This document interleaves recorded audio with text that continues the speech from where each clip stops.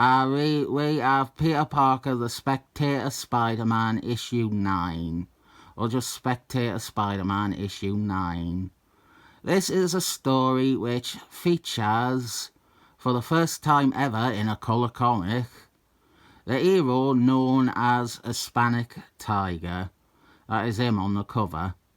He is dubbed Marvel's most controversial creation on this cover. And I have spent more time thinking about that than the issue.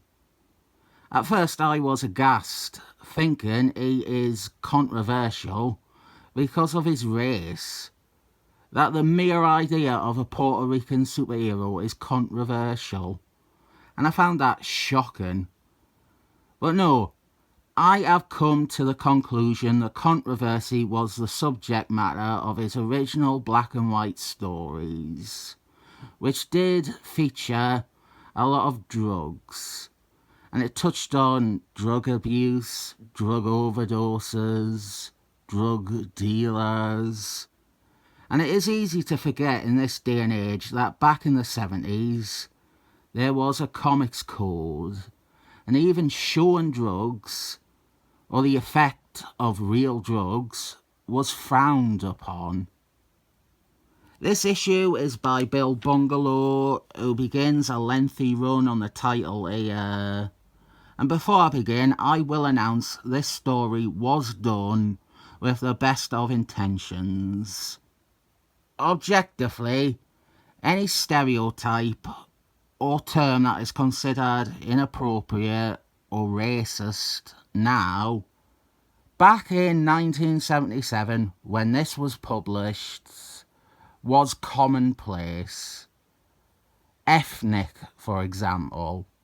Back then, they were not gloriously woke like we are now.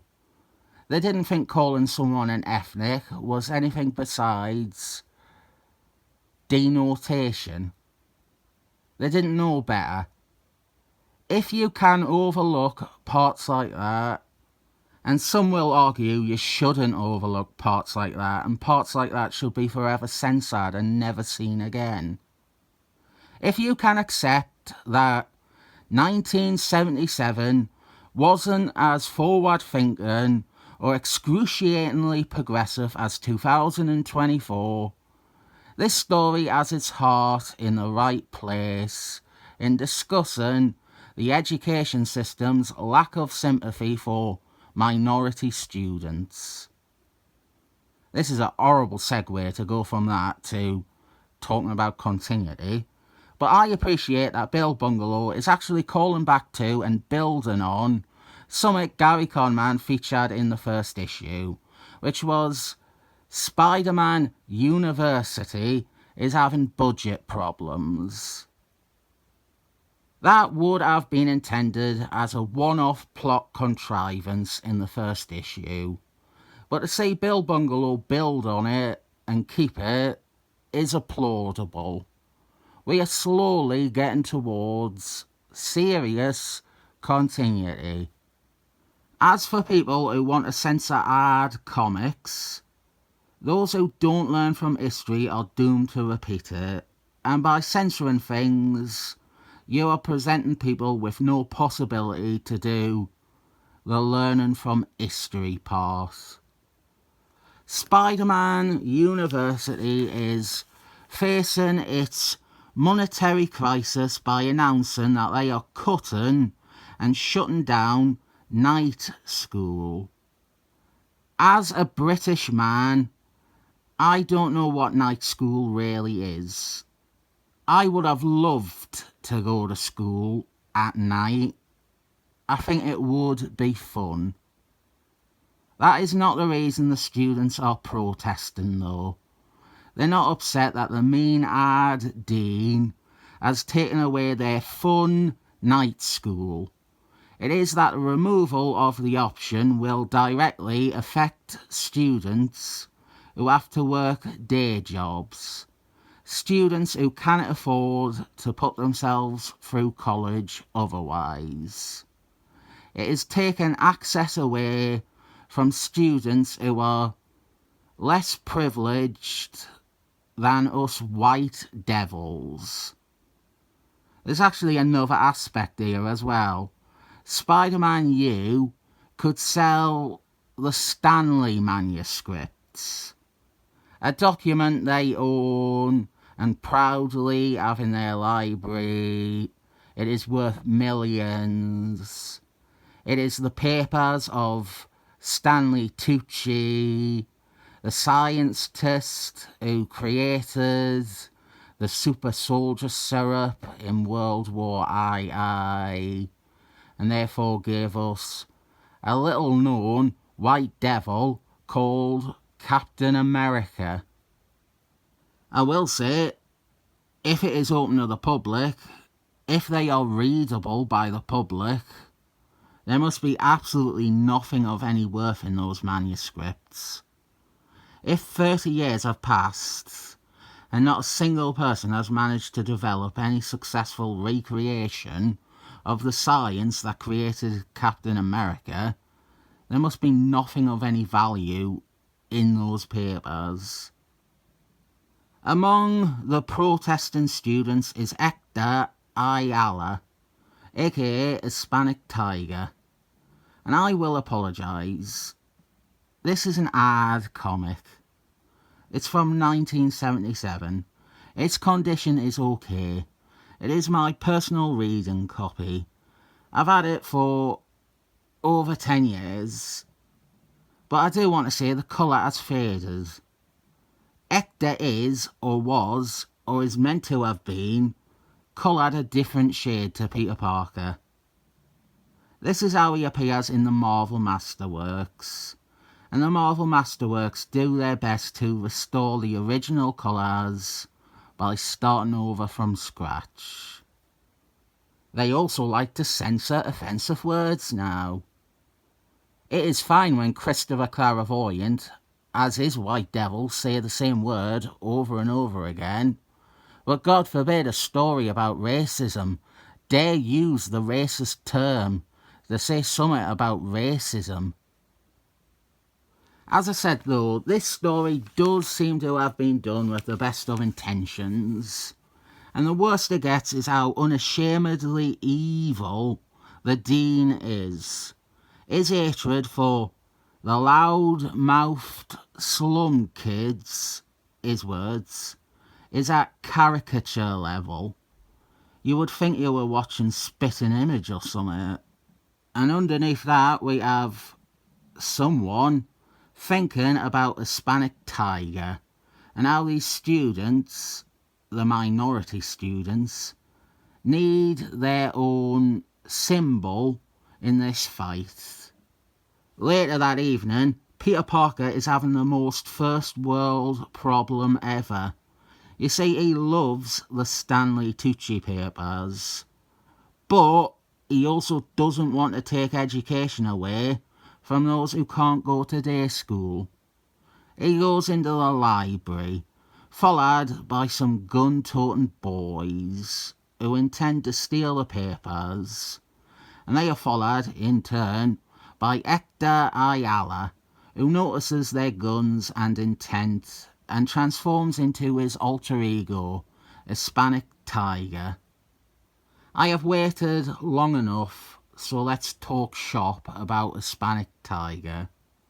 He was a feature in one of Marvel's black and white Curtis magazines, Deadly Hands and Kung Fu, which was, as the title suggests, a magazine about hands and martial arts. He wasn't one of the original features though. He didn't debut until issue 19, and after that he slowly ascended to becoming the title's main star, its main feature. I am quickly showing the covers here because the truth is, I don't like showing them because Marvel have snuck their current logo onto the covers, and I fucking resent that. Most of you won't have noticed, but when it comes to Marvel at least, I am always restoring prices to the cover and putting cover dates back on. certain copy sometimes. Nobody has ever once commented on it. I want to show covers as close to the actual cover as possible, and these fucking irritate me. There was one at least where I could remove the logo quite easily, but seeing that red and white logo on these covers was driving me mental. Fortunately, I could have gotten away with showing none of them because, my god, is there some fucking wonderful and gorgeous art pieces of Hispanic tiger in those magazines. Before I get distracted and just show you a slideshow of Jorge Perez, Kevin Griffin and Joe Station art pieces, I do need to explain Hispanic tiger. Simple origin: he is a young guy who finds a magic amulet. Amulets previously belonging to past stars of deadly hands and kung fu. They're not important that much. And upon wearing this amulet, he is transformed into Hispanic tiger. He is the first ever superhero leading character of Latin American descent in the history of comics.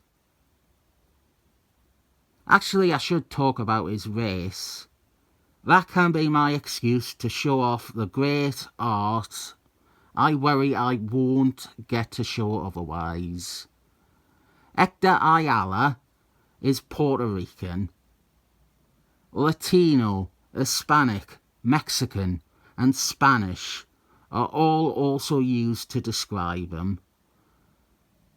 And much like referring to someone as an ethnic, in 1977, Bill Bungalow and the editor likely didn't know that these are all not quite the same thing.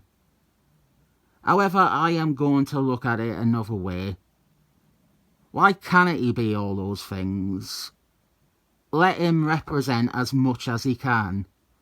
A large portion of people who, until Hispanic tiger, had not been represented at all.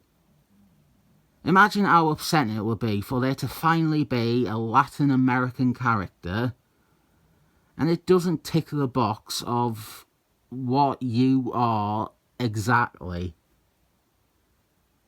Barely even scratched the surface of this character. There is more to come. Well, this story has a twist, and I won't give it away. Here, Peter Parker encounters Hispanic tiger already in the library. He is stealing the Stanley papers. Enormous hint to the twist there. Bill Bungalow fantastically sets up the twist with what we saw just before this.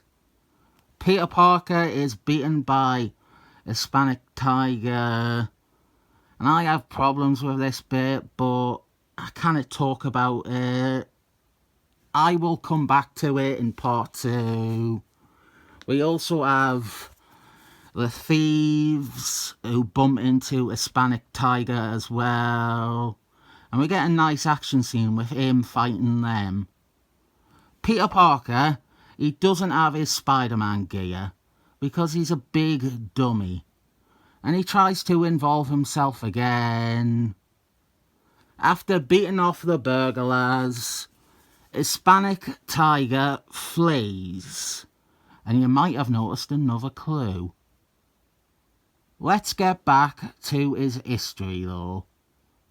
I may shock the living pants off you to reveal I have actually read and enjoyed all of Hispanic tiger's original black and white stories. I went back and read them due to his appearances in Spider-Man. Hispanic tiger was created by Bill Bungalow and Jorge Perez. While he is featured in a martial arts mag, he is a very straightforward, street-level superhero character. We focus on his family life, the struggles of a Hispanic man in New York, all that street crime stuff I mentioned before.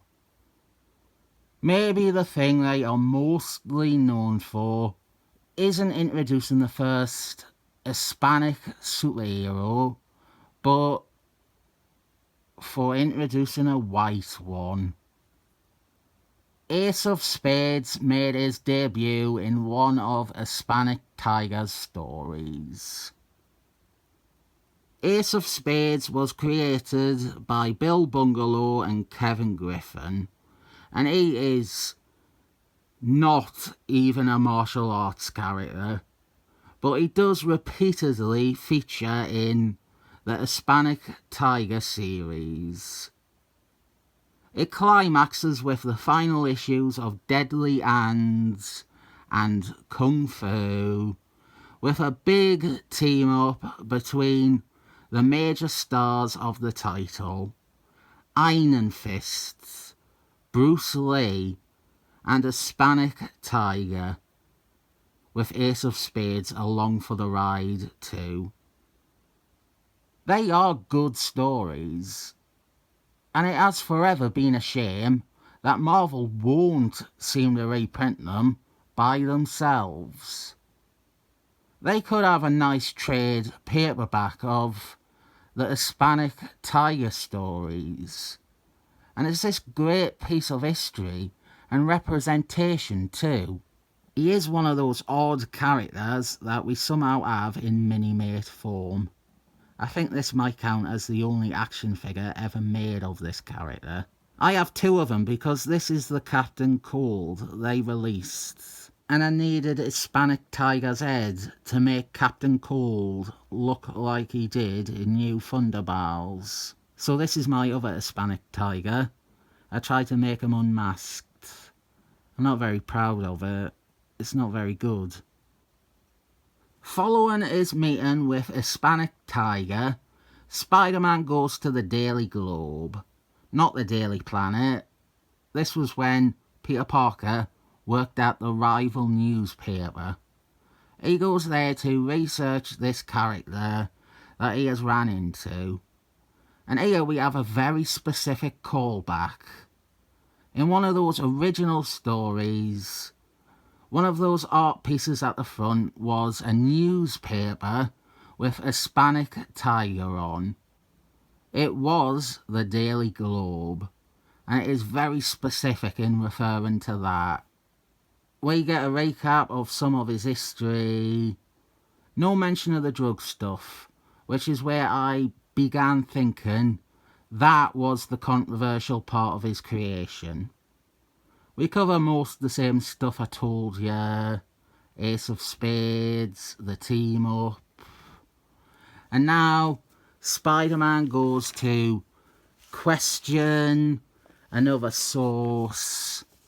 A Harlem detective called Nathan Burrs, also known as Black Burrs. I wonder why. He too is straight from those stories. It is good to see all these things resurface in correlation to the Hispanic Tiger character. Maybe I am being impressed with nothing here. After all, it is the same writer. Of course he is going to remember all the details of the original stories. In a tale from the 70s about racial politics, the moment that has aged the worst is Detective Blackbird hailing an unlicensed cab, an illegal taxi, and the narrative captions announcing it as a gypsy cab. We get another retelling of Hispanic Tiger's origin. Maybe a bit much, since we just sort of did that with the newspaper stuff. But we see all the same bits again. The team-up, Ace of Spades, Spawn. I didn't mention him. Spawn was in one of the first ones. Then a hostess advert, Iron Man versus an all-new villain called Waterman. I'm surprised a villain that rubbish hasn't been incorporated into canon by Kurt Busey. Hispanic Tiger then confronts the head of ethnology at Spider-Man University, and they discuss the Stanley Tucci manuscripts. Hispanic Tiger begins attacking him, and Spider-Man swings in ready for part 2. Hispanic Tiger will have more appearances in Bill Bungalow's Spectator Spider-Man, and we will talk about them. And then some of the miserable things that became of the character after Bill Bungalow. A character that should instead be celebrated. I think Bill Bungalow kicks things off well. He does bring in one of his creations and focuses a lot on that. But as a launching point for his run on Spectator Spider-Man, it is a good enough start. Hispanic Tiger remains an underrated and abused character. And the topic we are exploring in this story does deserve discussion.